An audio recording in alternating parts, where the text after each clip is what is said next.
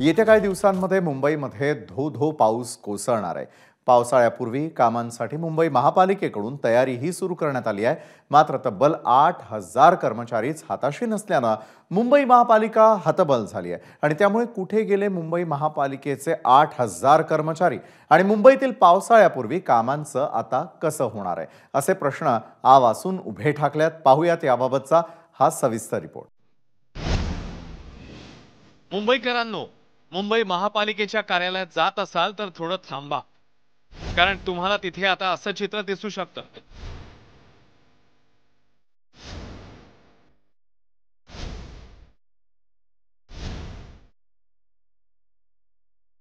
मुंबई महापालिकेच्या एखाद्या कार्यालयात असं सामसूम वातावरण तुम्हाला दिसू शकतं, कारण मुंबई महापालिकेचे तब्बल 8,000 कर्मचारी अजूनही सेवेत रुजू झाले नाहीयेत।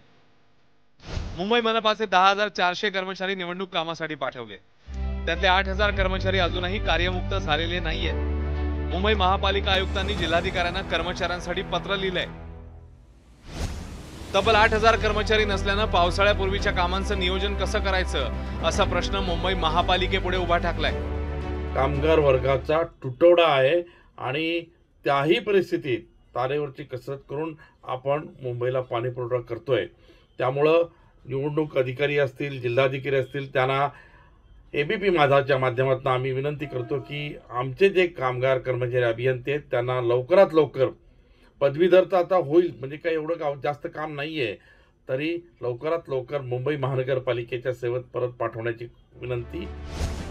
आता मुंबई महापालिका आयुक्तांनी जिल्हाधिकाऱ्यांना स्मरणपत्र देऊन कर्मचाऱ्यांना निवडणूक कामातून मुक्त करण्याची विनंती केली आहे। त्यामुळे कर्मचारी महापालिकेच्या सेवेत हजर न झाल्यास वेतन रोखत इतरही कारवाई करण्याचा इशारा देण्यात आलाय। जे आता नवीन आयुक्त आले त्यांचा फेल्युअर आहे आणि उद्या जर मुंबईत पाणी भरलं तर या आयुक्तांनी त्याची जबाबदारी घ्यावी। आणि दुसरा फेल्युअर आहे यूडी डिपार्टमेंट, त्यांनी पटापट आणि नियुक्त्या केल्या पाहिजे। तुम्हाला पूर्ण मुंबई पाण्याखाली न्यायची आहे का? बेसिक जर झालं नसेल साफसफाई तर त्या बेसिक कारणामुळे जर मुंबईची तुंबापुरी झाली तर ही लोक जबाबदार आहेत। आता यावर आम्ही मुंबईतल्या जिल्हाधिकाऱ्यांचं म्हणणं जाणून घेण्याचा प्रयत्न केला।